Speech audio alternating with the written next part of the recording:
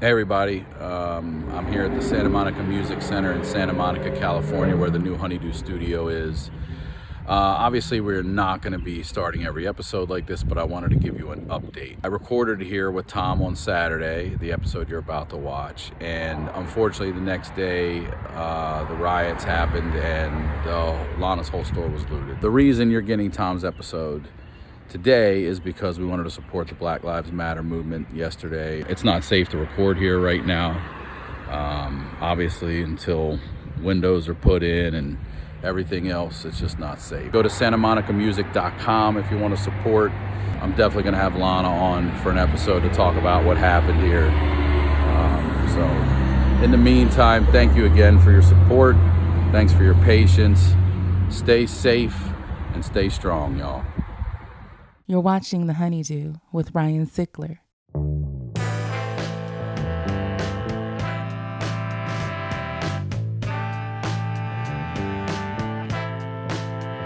Welcome back to The HoneyDew, y'all. We're over here with the first episode doing it at the HoneyDew Studios. I want to say thank you guys for coming over.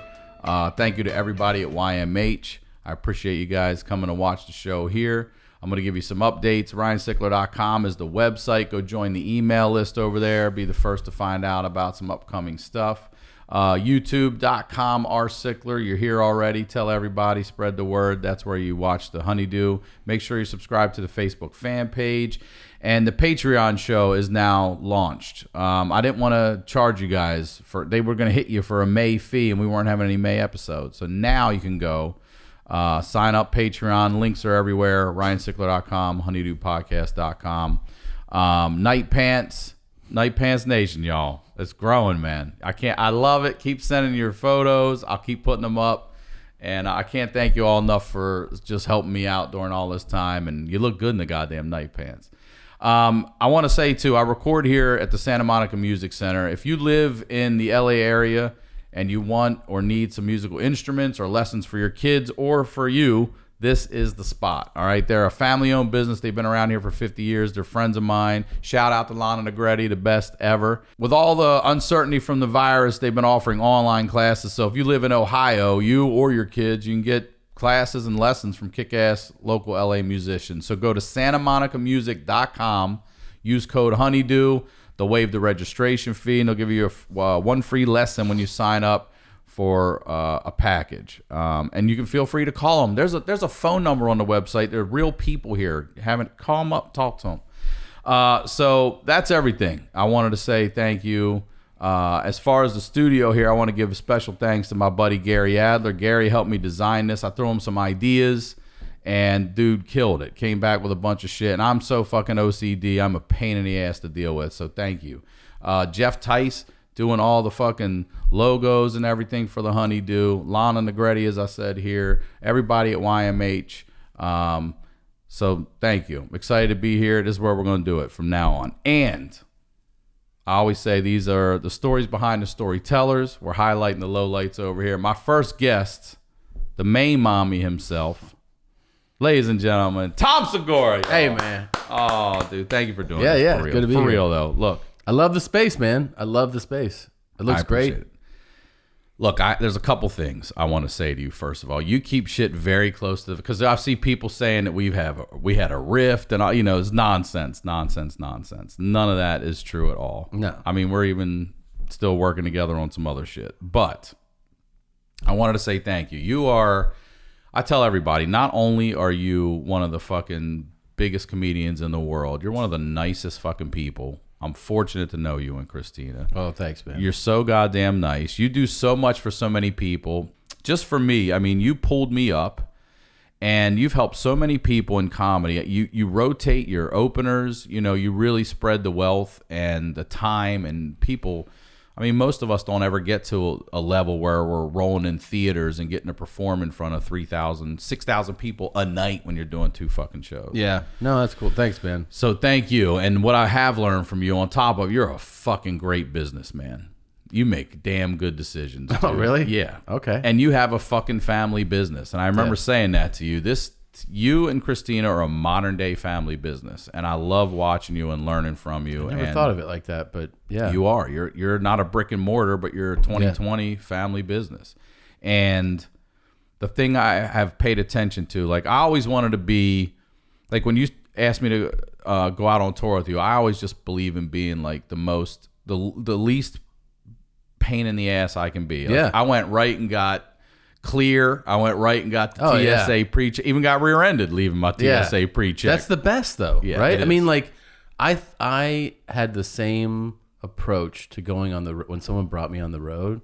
I was like, I want to be the last thing this person thinks about. I don't want them waiting for me. I don't want anything. I'll be whenever there early. they said like noon, I'm like 11:45. Yep. I'll be even when you almost made that lady cry in Minneapolis, I professionally walked around the corner and laughed. I couldn't even help myself. What happened exactly? I remember. It wasn't her. You scared the shit out of that lady. I'm not done with my thank yous, but I'm gonna tell this story real quick. We had just gotten in, and some shit on the page. The card wasn't on file. Okay, or some shit. but here's the part. But it wasn't her fault. It wasn't her fault. But here's the part that is pertinent to the story. So with a tour like that, that was a 183 city tour, and to coordinate all that travel, we work with a company that does it all. So like there's weekends where it would be me, somebody opening the show, Allie coming, bringing the merch and all that coordination. Then there's sometimes Sean would come to shoot content, photographer. Like, so there'd be like sometimes 4 people, sometimes 5 people for a day. And then you're doing 4 or 5 city tour, and you have flights, buses, cars, hotels, right? So there's all this stuff. And that's why, and this was like the fucking 15th time where I'm checking in this city, and I go like, the only thing is make sure that still see her face, little Asian lady. Make sure that everything is like, and it's not a crazy thing to request, like that the rooms are checked in. And the reason is that like if they tell me that it's checked in, and then I go there and they go, oh yeah, we need your card, then they double charge, and it happens all the time. It happens all the time where you check out and they charged you more nights than you stayed there because it was a prepaid room, but somebody that works there didn't know, and then you pay. When I got to Dublin, they're like, we have your 4 rooms ready. And I was like, I only need 2. Yeah, there's 2 of us. And they're like, well, you have 4 rooms. And I'm like, are they paid for? And they're like, yeah. And I was like, I fucking lost my shit. I wish I'd have seen the international incident. You should call Potter. He was there. We can call him right now. That poor lady. I was so fucking And mad. she was one of those people that nervous laugher. She did. She laughed. And do you remember, though? Do you remember that like a manager came out? Yeah, she had to go get him. Wait, and he was like, oh, there is a it is. And then she was then she was like she was scared to turn around. She was scared to turn around. And she goes, well, I hope no one's getting fired. And you said, somebody's about to. And that's when I went around a corner and I laughed out loud. I couldn't even, I know you, it was echoing over there. I was like trying out, and she was scared. So then later, I remember it was snow. It had just started snowing. And I wanted to go walk and get a slice of pizza. And I walked down to the lobby and I asked her, I go, hey, do you know just like there's a quick place I can go grab a slice? She's like, she's got on. I go, what's the matter? She's like, I just don't want to say the wrong thing. I made a mistake before. And he got really upset. He did. He got upset. To be clear, though, I didn't yell at her. No, you didn't yell at her at all. I was like, I told her. You were telling her that the people, I'm calling these motherfuckers to fuck this up, and somebody's about to get an earful. Yeah, not her, but she not just her. I was just like, I'm gonna fire one of the people I work with. She was like, what? Yeah, somebody's about to. She's like, oh God. So she went and got someone to come tell me where the pizza was because she didn't want the pressure of me coming back, be like, bitch, that was 9 blocks. She was scared. Yeah, she was scared. Oh my God. Anyway, I want to say thank you. You have taught me a lot, and you can't go from being at YMH to throwing up a fucking shower curtain behind you. So this looks great. I level one up here, and that's what you've taught me. So thank you, dude. Well, yeah. And I got a couple gifts for you here. You got gifts for me? This here's a frame picture right here. That's awesome. This is Tom and I at the University of Nebraska right after I made a field goal. That's so right dope, there, dude. Yeah. I mean, that moment lasted a millisecond, and whoever, I can't remember one of the guys that got that. So that's for you, player. That's dope. And then I just want you to. I get my own night pants. You got Night Pants Nation, bro. Tags on and everything. That's what you, these are new. They haven't been used or anything, bro. They're your night pants. You're officially part of Night Pants Nation now. I'm putting them on, man. Hey, dude, I love you, and I always have. I love you too. You know, we met. Shit, man. That was 2002.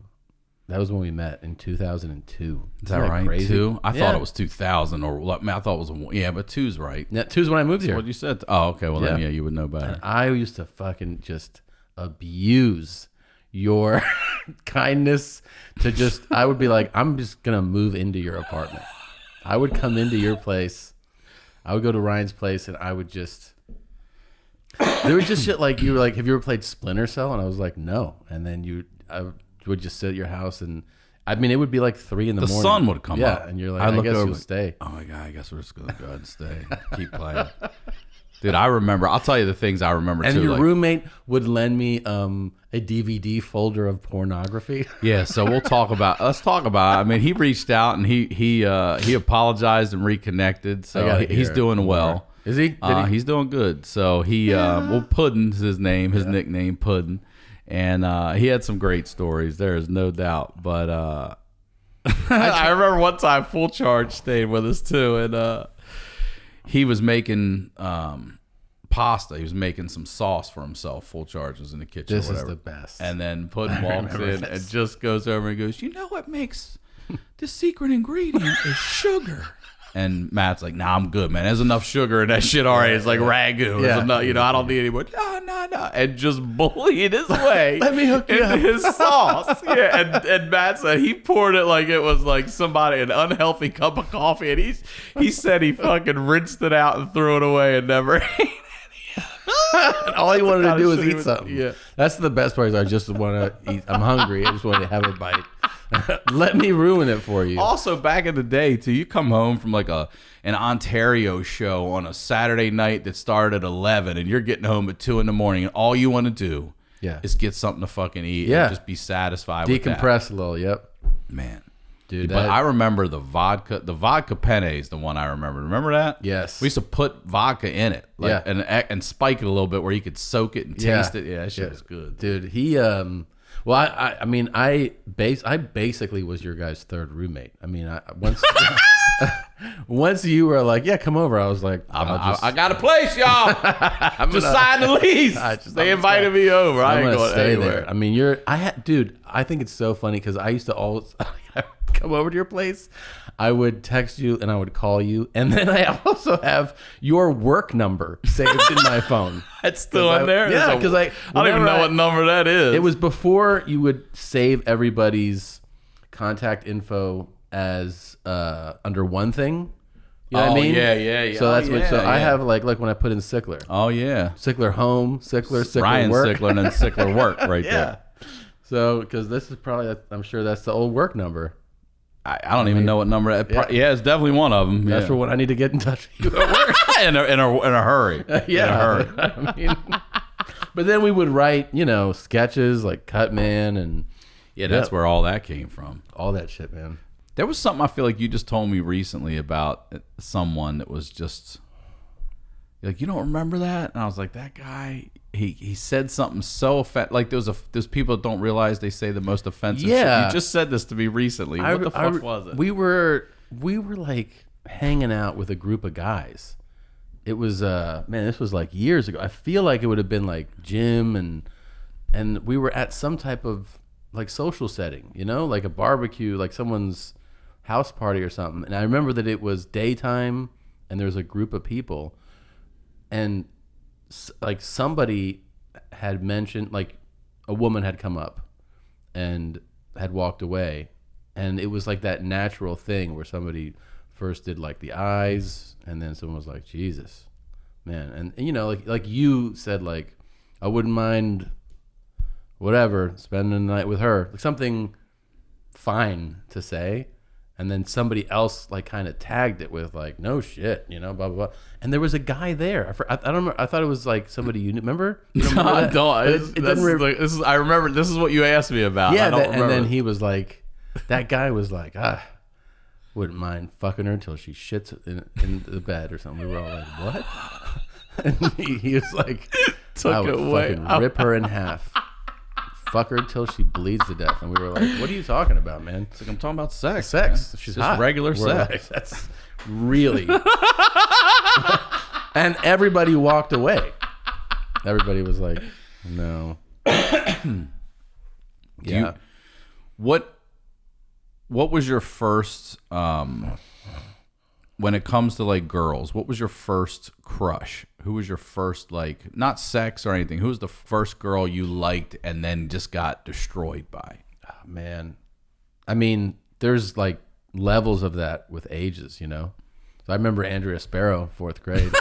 tweet, tweet. Andrea Sparrow. Man, she was so cute. Wait, hold on. Yeah. Hold on right now. You fucking get me.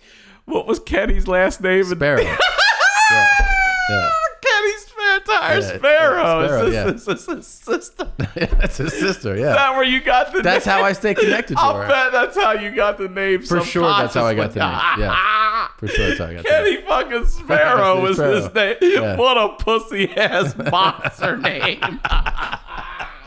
Hey, Sparrow! That little tiny ass guy, you don't even notice him. Spare tire. Sparrow. That's a horrible fight moniker, too. The spare tires here. It's like, this guy's a piece of the shit. guy that'll do, you know? Yeah. When you don't have what works, this will do. Yeah. Kenny'll do. Yeah.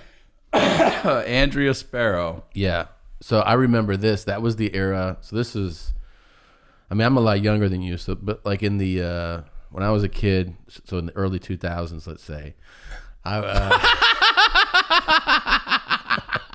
no, so I had a big crush on Andrea, and we had moved to Minneapolis, and I'm in school with her, Catholic school, and that's when you would pull out the phone book, you know, and yeah. And there was no one knew about caller ID. There was no caller ID, but I remember we prank called her, right? Because that's what you, like 4th grade or something. That's what you do, 5th grade. So this is a girl you like, and you found her number, and you call her. And like I'm sitting around with friends, and we just call her when I like hi, and then you know you don't even know what to do. Nothing in mind. It's like they hello, and you're like make a voice or something.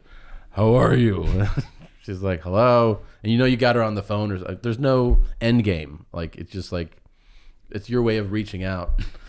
So we'd pranked this girl. We called her house, I don't know, probably a couple times on a Friday or Saturday, I'm sure. And then I remember at school the next week, you know, I'm not thinking anything of it. And I just walk into class with her, and she was like, oh, hey, hi. And I'm like, hi. And she goes, oh, if you're going to call, why hang up? Why don't you just say something? This is like a fucking 5th grader. And I was like, and I turned white. Like, how does she know I called? And she actually said, like, we called the phone company and found out. Is that real? That's aggressive. By the way, I also felt like I'd been convicted of murder. Yeah, right. I was like, oh, no. I was like, I'm going to die. I mean, it was mortifying. So I remember that one. I'm trying to think of. I remember having like different types of like crushes on my older sister's friends would come over. You know, when you're like 10 and a girl's 12, or you're 12 and they're 14, you're like, I never had. That's why I always wish I had sisters. Oh my God. I probably would have had. I would have had 19 kids. I thought these girls were. Sisters I thought they were friends, supermodels. Yeah, you know. Yeah, because your hormones are raging. Yeah, and these girls, and they're like she's 2 years older, so all her friends are 2 years older than me, and they would do shit like, oh my God, he's so cute. Like they would come up to me and almost like little boy me, you know, and so I was like, just play with it, and kind of roll with like what they'd give me.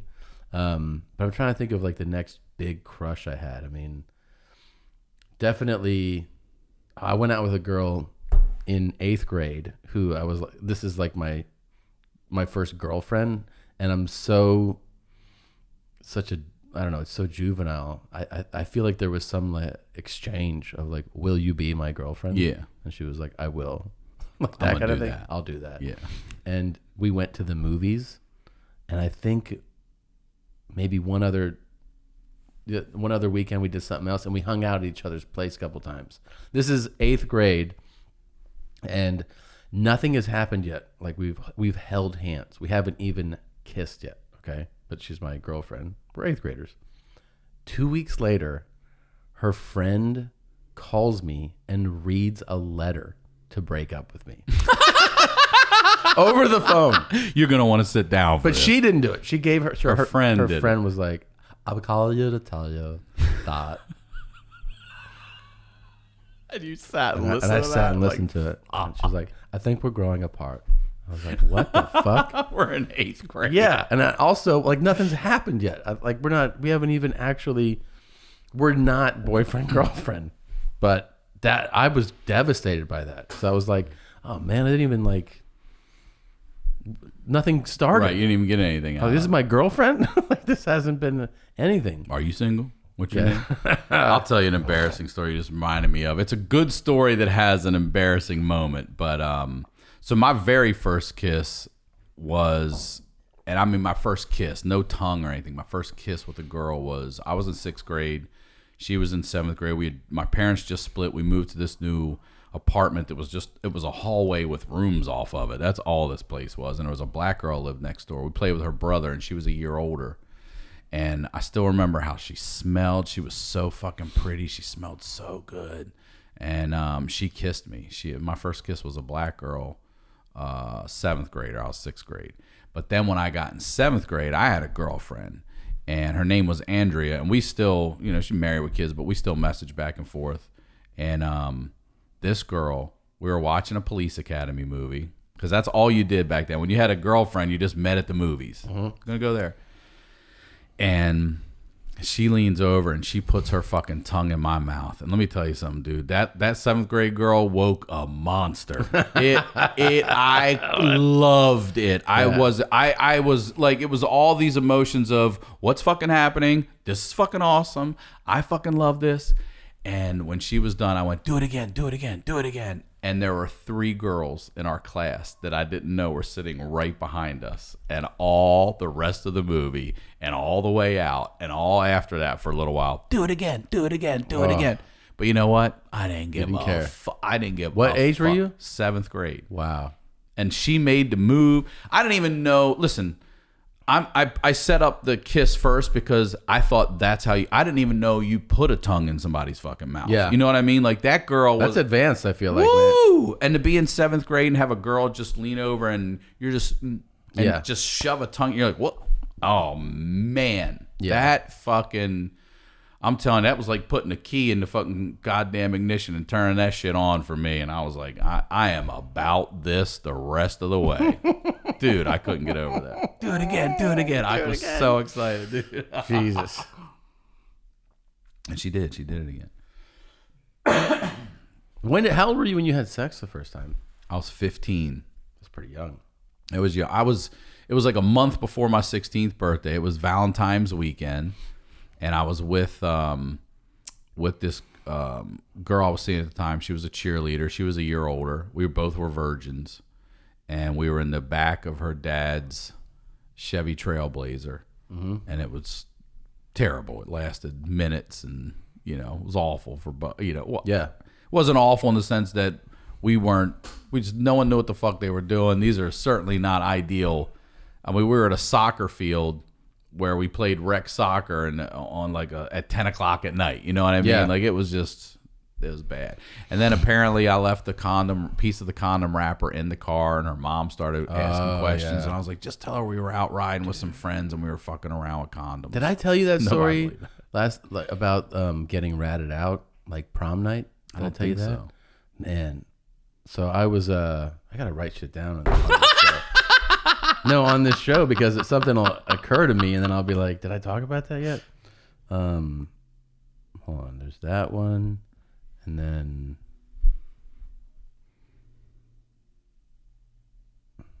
so my senior year. I think it was my senior year, junior, senior, whatever. I go to prom, and you know, by that time, I guess it depends on what clique of kids you're in. But I was with like party kids, so we're out drinking and doing whatever, smoking weed, doing shit. And then there's like good kids that don't go to. Did you smoke weed before you had sex? Yes. Wow. So I didn't. Yeah. No, I was smoking weed at 14. So I think that's early, but yeah, it's average for what I know. That's the thing I people, forgot to tell you. The fucking about being young. I remember I was working Miami and I was staying at this place down there, and I met one of the guys from the club. We did morning radio, and afterwards we went to News Cafe right there on Ocean. I think it's Collins or Ocean, and we're sitting there just talking about life, and sex comes up. And he was telling me about like he's married now, and I was like, well, somehow we end up on, well, when did you first have sex? He was like 4th, 5th grade. I was like, 5th grade? You're 10? 4th, 5th grade. He goes, this is Miami. And I was like, what? He goes, in Miami, like that's normal. I go, to have sex in 5th grade. He goes, definitely. He's like, if you're at least blowing people, and I go, when you're 10. He goes, it's totally normal here. And I'm like, bro, this isn't like another country I've never been to. Yeah. He's like, in Miami, he's like, we were all having oral sex at least by 4th and 5th grade.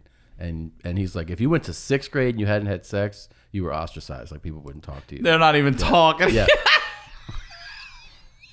He's like, even talking. He's like, that's how hypersexual Miami is. Yeah, he's like, that's in the water here, man. I will say this: the guys that I've met from here tell me that the shit they were doing out here in 7th and 8th grade was, advanced threethrees and shit. Oh, that's crazy. Oh my god! They're talking about these girls that are doing this and that with them. And I'm like, God, I don't think I got a hand over a sweater on a titty intentionally. Yeah. Till 9th grade, maybe 8th, 9th grade, 10th grade.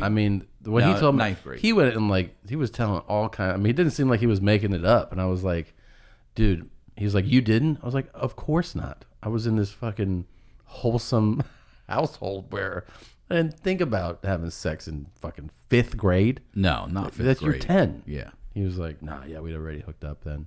Because that was the thing. He was telling me how his sex life was completely non-existent now. Because he was too early. Well, he was just like, too early. He's like, last time I had sex was when I made my kid. One of those people, people who are like, the last time I had sex is to conceive a child. Yeah. Prom night. I didn't tell you this one. So prom night, I went out, I took the girl out, and then the parents were like, have her home by midnight or 1 or something. Okay. We go to a party, and then we go to a hotel, and we're just hooking up there, and I'm taking GHB. And we both black out. This is before I OD. But it's like this is on the road, though. This is a red flag moment where when we took some, all of a sudden we woke up and time had gone like 3-4 hours. We're like we both were like, oh, I don't know what happened. So, anyways, I ended up dropping her off, and parents are upset. But the thing was, I ended up telling people. They were like, "Where were you?" I didn't want to say I was at the hotel. So I told people, like even friends, they're like, where were you guys? I was like, we went to the beach. And we got laid up at the beach. We were at the beach. Kept telling them, everybody that. We were at, I named the beach, it's off A1A. We were at that beach. The next week in school, the principal called me to his office. And he's like, hey, I want to talk to you about something. And I go, yeah, what's up? And he goes, you're a good kid, but blah, blah, blah. And he goes, I know you were at the beach. And I go, what? And he goes, don't play stupid. Prom night. You went to there, and then you went to the beach. And I realized he was telling my fake story that I had told people. Yeah. Which means some of them had told him. Somebody from my circle of friends was ratting on me. It was just one of those moments where I couldn't believe that I was getting told on by a kid in my crew, basically. I never figured out who it was. No? No, I didn't know who it was. No. But it had to have been somebody from like pretty much that. Because that was the fake story. That was the story I was telling people. Like, we didn't want to say we're at a hotel. Yeah. It just felt like My dad one time, so the same girl I lost my virginity to. At this point, now I am just like, we're getting better at it. We want more and more, and we're trying more and more. And my dad, is a single dad, so there's no one else can come get me, but I'm at her place. Mm-hmm. And he's like, I'm going to get you at, I want to say it was like 11 o'clock. And I was like, all right. And he goes, listen to me. Be outside. Not 11:01, not 11:02, 11 o'clock. I'm going to be there. Because he's going to take me home. Then he's going to drive all the way to D.C. and go work an overnight shift at Pan Am, right? Mm-hmm. And I'm like, okay, I'll be ready. And, we're hot and heavy. I mean, hormones are going. I haven't gotten anywhere yet, but, I've got dick's hard. We are right there. And the whole time I'm peeking at the clock, yeah. I can't, I can't get comfortable, And it's 10:58. It's 10:59. I'm like, I gotta go. It's not yet. And I fucking hear, dude, my dad is in the station wagon in the driveway. He doesn't give a fuck about her parents or anything. It is 11:01 and that horn is listen to me, tugboat blaring, like waking her parents and shit. Now they're up. I'm downstairs with their daughter. I'm trying to, I've got my pants are undone. Yeah. I'm trying to run. Oh my God, she's like, she's like, what is that? I'm like, it's my dad. It's past 11. I am hustling. I got to go out there, back bottom basement door. Her bedroom was in the basement. By the way, never let your daughter have a bedroom in the basement. I run out around the house. I'm out in the yard. I'm like, Dad, and I'm like all hunched over and shit. I got a fucking boner. I'm trying to get. I'm like, I'm doing this, and he's just fucking laying. He still didn't stop, and I'm coming around. And I open the door. I go, what are you doing? He's like, I told you 11 o'clock. And I was like, oh my God, that is. How old were you? Like 14. I don't drive yet or anything, and. So he's pissed because he's got to go to work. He's the only parent. It's not like my mom. He's like, will you just go get, you know what I mean? Like, there's nobody there. So we're driving home, and he just looks at me and goes, you got blue balls? I'm like, God, yes, so bad. So bad. It hurts so bad. All the way home, it hurts so bad. And then I had to call the next day and apologize to her parent. Like, my dad. Yeah, of course. Their bedroom was when the drive. What did they say? They were just like, what the fuck is going on? Dude. I remember one time I was in New York and I hooked up with one of my sister's friends. I was hammered, like so drunk. And the next day, I remember my sister was like, did you hook up with my friend? And I was like, there's always that moment where you're like, should I say it or not? I was like, yeah. And I was wondering like how she was going to react. She was like, how was she? And I was like, what? She asked that? How was she? Yeah. I was like, what? That's an interesting question. I know. I was like, I go, yeah, she was good, but I was just fucking shit-faced, And she's like, does she give good head? I was like, oh my God. This is your sister asking? Yeah. I was like, I didn't really think about that. I don't know. So then whatever. Then she was like, a day goes by where she goes, oh my God, my friend is crazy about you. I was like, really? And she was like, yeah. She's like, can't stop talking about you. I was like, well, I'm leaving. So I left. And then she came out here to visit. And she was like, hey, do you want to go out? And I go, okay. And she's with a friend, a girl. And I was like, oh, her friend's cute. So she was trying to hook up with me, but I was trying to hook up with her friend. And she brought me to, I dropped her off at her hotel, and she was like, do you want to come up? And I was like, nah, I'm good. And she was like, I'm good. She was like, you don't want to come up? And I was like, no. And I kept like looking at her friend. She was like, okay.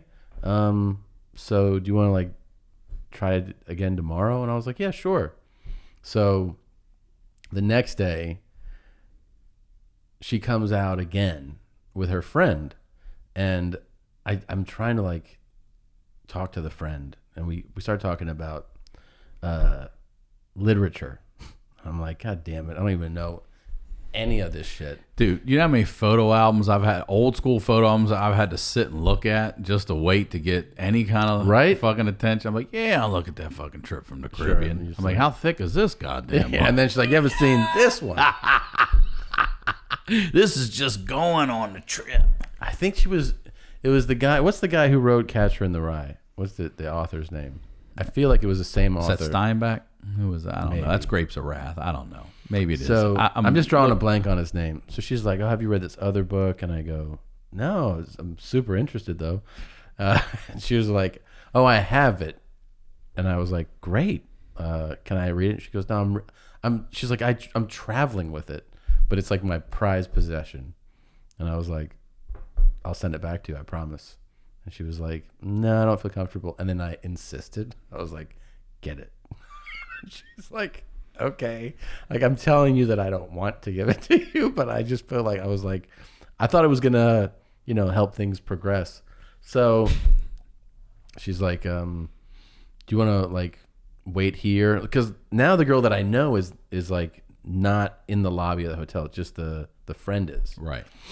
And I was like, oh, you want me to come get it? And she was like, okay. I'm like, yes, this. I thought I was going to close the deal. So we go up to her room and she gets the book. I can't believe she travels with the book. It's like her favorite book. Yeah. It's like worn and there's marks on it and stains and shit. It's like her teddy bear or something is this fucking book. And I was like, okay, cool. And I'm thinking that this might be my way in to hook up, So I was like, yeah, I can't wait to read it. And she goes, I would really be devastated if you didn't send it back. And I go, I'll definitely send it back. And I look at her and her eyes are welling up. Oh my God. I wouldn't even be able to take it. I was like, go. Okay. You're so committed. You got to take it. I know. Now I have to take it. And also, I'm also realizing that she does not feel it for me. Like, it's taken me all this time. She's got the feeling for the book. Yeah. Like I'm thinking like by showing this interest, I'm sure that's like what I'm thinking, right? Like she'll like me and this, this can happen. So she's just like, I would be devastated if I didn't get this back. And she hands it to me and I can see tears in her eyes. And I'm like, I can't wait to read this. and then she's like, cool. And she's like shoves me out the door. She's like, boom, shuts the door. So now I'm like, I don't get to hook up with her, the girl I like. And then I have this book and now I feel the weight of the responsibility. I'm like, I gotta fucking send this to her. So the girl who I had hooked up with sees me and she goes, do you want to come up? And I go, no, I'm not interested. Because I'm got just a lot of reading to do. I got reading to do. And she can't believe that I don't want to hook up. Like I can see it in her. She's just like, what? And I'm like, yeah, I'm just not, I don't know. And I'm bummed out. I think it's like I took the loss. And yeah, for sure. So I'd also gotten the girl's address. Like before I was like, well, let me get your address. I'll ship it back to you. I promise. She's like, all right. So I go home. I obviously don't end up with either of them. I read this fucking book over the next few days. I read it. It's a good book. I wish I knew the name. I feel like it has the word Brooklyn in the title or something. I don't know. No, that's where she lived. Maybe that's it. So anyways, I read it. I go to the post office, fill out the whole thing, put extra stamps on it, ship it. And I think I put a little note in there too, saying thank you. And then like a week later, it comes back. Wrong address. No. Yeah. And then I just kept the book. You got to find that girl on Facebook and send her the copy of that book. Mine now. She gave me the wrong address, man. Dude, one time, my friend and I, Jeff Wagner, at the time, we were just such horny teenagers. And I was dating a girl who lived like maybe 2 miles from our place. And he was dating her best friend. and we're in probably 10th grade. We don't drive yet, and they're having a sleepover. So they're like, why don't you two come over, sneak in, my mom will be asleep or whatever. We're like, okay. It's like February, it's the middle of winter. We walk 2 miles. We cut through this cornfield. 2 fucking miles. It takes us almost 45 minutes to get there. We get in, we sneak in. We're she's on this couch over here with him, and I'm on this one over here with her. We're making out, and they got the TV on because they're in the living room having a sleepover, and the fucking bedroom door opens up. And she's like, it's my mom, it's my mom, it's my mom. And they fucking slide us down on the couch and they lay on us and cover up. And her mom comes out in that fucking living room and we are both on these couches, dead silent. Her mom's talking for like 5 minutes and we're just terrified. And then her mom leaves and we're like, holy fuck. We totally got away with it, but we got the fuck out of there. Yeah. We got away with that. I was so scared, like, oh God. I remember one time I was messing around with a girl after school in my bedroom. This is my junior year of high school. So like school's out, come to my house. We're screwing around in my room. And there was the door chime. You could set the alarm. Mm-hmm. Yeah, well, it was off. So I turned it on so that I would have a heads up. And I turned it on. My mom comes home. The chime goes off. I pop off the girl, throw on like sweat shorts and a t-shirt. And I'm like, hey, what's up? And she's like, I didn't have right away. She's like, the chime's on? I was like, yeah. She's like, why? And I was like, just safety, And, safety? and then she goes, she goes, you have stains on your shorts. And I was like leaking. That pre-cum again. Pre-cum. And I go, what? And she goes, there's only one way to get stains like that on your shorts. And I was like, yeah, pee. I just peed. This is dribble. Jesus. I was totally lying. And she just gave me like the death look. Yeah. I walked away and I was like, God. And then, just fucking intense blue balls again. It's the worst. Oh. It's the worst. This is an old crab feast story. I don't know if I've ever told you this one, but when I was so at the time I'm 17. It's February 1991. I have no parents at this point, and a girl I've been seeing briefly in high school has now moved to Indianapolis, and I have no one to tell me no or that I can't go or anything. So I decide I'm gonna ride a Greyhound by myself from Maryland to Indianapolis. How's that? To fucking to see this girl. I did this too, by the way. I'll tell you after. All right, good, because this is the shit you'll do for hormones and testosterone make you do. So I get on this Greyhound in Frederick, Maryland. I have a buddy drive me out there, drop me off, get on the Greyhound, and then we're going. It's supposed to be. I don't know. I think it was supposed to be like an 11-hour or 12-hour ride on a Greyhound one way, right? And Jesus. We get on and we hit our first stop's Wheeling, West Virginia, and people are throwing shit at the bus and everything. I'm like, what the fuck is going on? And the guy's like, we're on strike. And I'm like, what? It's the scabs driving us right now. This motherfucker across the picket line. They are throwing like lettuce and cabbage and like old school. They're throwing shit at the fucking. We're like, what the fuck are you talking about? So now he's scared. We're delayed there. It's supposed to be, I think, like a 12-hour ride or something. The next stop's going to be Pittsburgh. We get into Pittsburgh. They are not having the Greyhound strike in Pittsburgh. This dude's still driving us, So it takes like 18 or 19 hours ultimately to get there. All these fuck ups. So I get there. Her mom really liked me. The moms always liked me because I think the moms felt sorry for me. And the dads were just looking at me like this is, a walking erection. So now I'm in Indiana. Again, it's February. I'm 17. I turn 18 in March. It's fucking freezing even more there. It's cold as shit.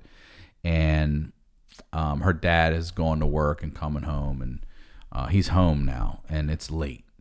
And she and I are on the couch and we're making out. But we're fully clothed. But, we're having sex in our clothes. You know what I mean? Like, and we don't realize that the TV has gone to static. Remember back in the day when TVs would go to static in the morning? Sure. We don't even pay any mind to it.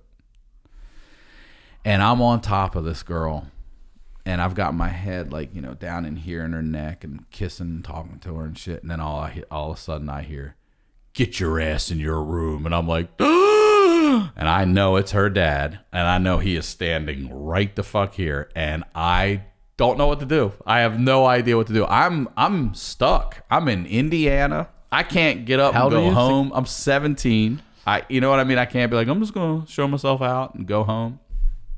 I'm stuck in their house for one more day and night.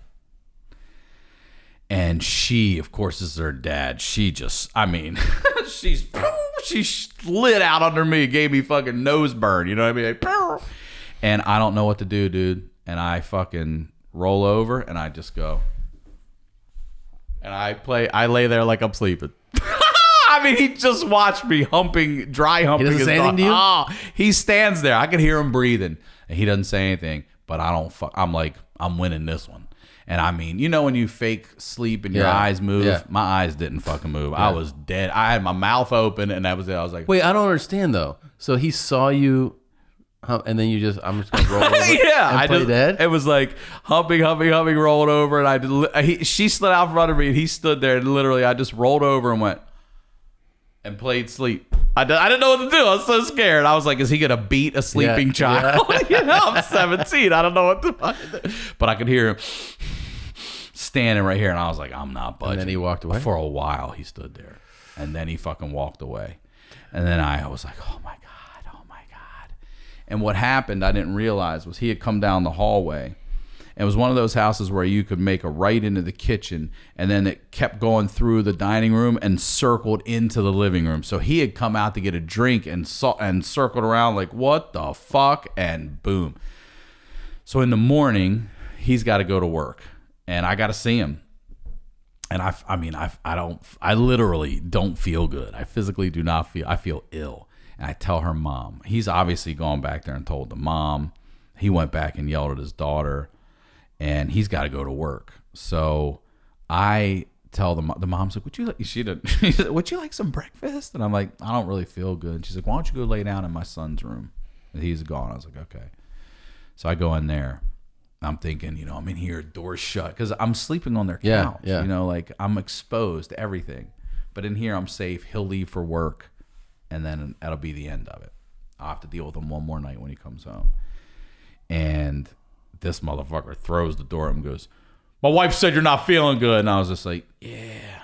He goes, just shuts the door. That's it? That's it. And I was like, fuck, this guy's going to kill me tonight when he comes home. He's going to be stewing about this all day at work and come home and kill me. And that motherfucker got snowed in at work that night. There was a massive. He had to stay at like the construction site. He must have been so angry. Dude, he was pissed, but I was like, fuck yeah. Because the morning I was up and out on that Greyhound. Yeah. I was gone. He wasn't going to see me at all, dude. I lucked out. Got on that went to Indianapolis, met Chuck D on a Greyhound bus going to Ohio. Swear to God, nobody. I got his autograph and everything. He was on the bus? He was sitting on the floor of the Indianapolis Greyhound station when he was the lead of fucking Public Enemy. And I'm looking at him and I'm looking at him and I'm looking at him and no one's talking to him. And I'm looking at them like, do you not recognize Chuck if D? They don't, I don't want to be the racist kid that walks over and goes, you look like Chuck Hey, D. you're Kobe Bryant. like, my name's Carl. So the girl's mom goes, is that Theo Huxtable? And she, oh my God, dude. I was like, you're exactly who I don't want to be in this situation right now. And please do not go over there and call that. That's not even a real fucking person. That's a character on a goddamn show. Okay. That is not, there's no one named Theo fucking Huxtable. Well, your dog. Your dog. But, so I walk over and I'm like, dude, are you Chuck D? He's like, I am. I go, what the fuck are you doing at a Greyhound station? He's like, I'm just going in. I'm going to Ohio. And I go, they're on strike, dude. You know they're on strike. Signs an autograph for me, talks to me for a little bit. And he says, please don't tell other people. Like, he doesn't want people coming up to him and shit. And I'm like, I won't tell anybody. And then we got on that bus. I'm like, that's Chuck D in the back there, y'all. And they all went. He was on the bus? He was on the fucking bus, That's dude. insane. No one believes me. And I'm telling you, insane. I have 2 witnesses who will corroborate. I believe story. you. I definitely believe I you. just don't understand why he was like. I met Chuck D once. At your level right now, would you get on a fucking Greyhound just to go anywhere? Anywhere. I wouldn't get on a Greyhound to go to Hollywood from here, you know? Dude, I haven't done it. It's one of the worst experiences of my life, okay? I was a freshman in college. This is like you're saying what you do for your hormones. The girl I'm seeing, she's like, she's in Charleston. And I'm a freshman who doesn't know I look up how far Hickory, North Carolina is to Charleston, and it's like 5.5 hours. I was like, that's not that bad. I buy my bus ticket for like $100 or whatever it is. I get on that bus, and I don't realize, because I'm too naive, that there are multiple stops along the way. It takes 11.5 hours. Double. Dude. We go, at one point, we go to fucking, it's from, North Carolina to, we go to a military base. So we go off the route and we drive fucking 40 miles this way to pick up one guy at the military base. Then you go all the way back, stopping. I was like, I had no idea. Someone vomits on the bus. Oh, that's what I was going to say. Yeah. People shit on it and you're stuck on it. You're smelling it. And then you just see, like, it was like it was so bad that I remember when I got there, I was trying to think if there's an alternative way to get back, and there wasn't. But all I did for the less than 48 hours that I was going to see, because I had to get back was just think about the misery of having to ride back. It was like the worst, because the whole time I was there, I was like, I can't believe I had to get on this fucking bus again. It was depressing. It was such a bad. No, like that experience was my first and last distance bus ride. It was horrible. Ever. Horrible. It's the worst way to go. Yeah. So there's an addition to my story too. So I head back on this Greyhound. I'm so excited. I'm excited to get on this Greyhound because I'd rather do that than face her dad. Oh yeah. And I remember the whole way out too. It was this redneck named Vern that said, I'll never forget this guy had the biggest buck teeth, and there was some shit went down in the back of the bus, people fighting or whatever, and I said they're throwing shit at the bus and stuff. This dude had packed the lunch, and he just looked at me.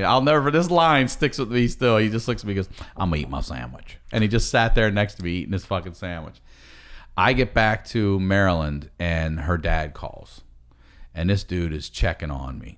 And I'm telling you, he couldn't have been nicer. And I was like, it just must have been, look, this guy's the fuck out of here. I never need to see him again. Nothing ever really happened anyway. He called. I called her, and he got on the phone. I was like, and he was so fucking nice. He's like, how you feeling? Feeling better? Yeah. So years later, I go to a party they have. I'm visiting. I'm in town. I go to a big party they have.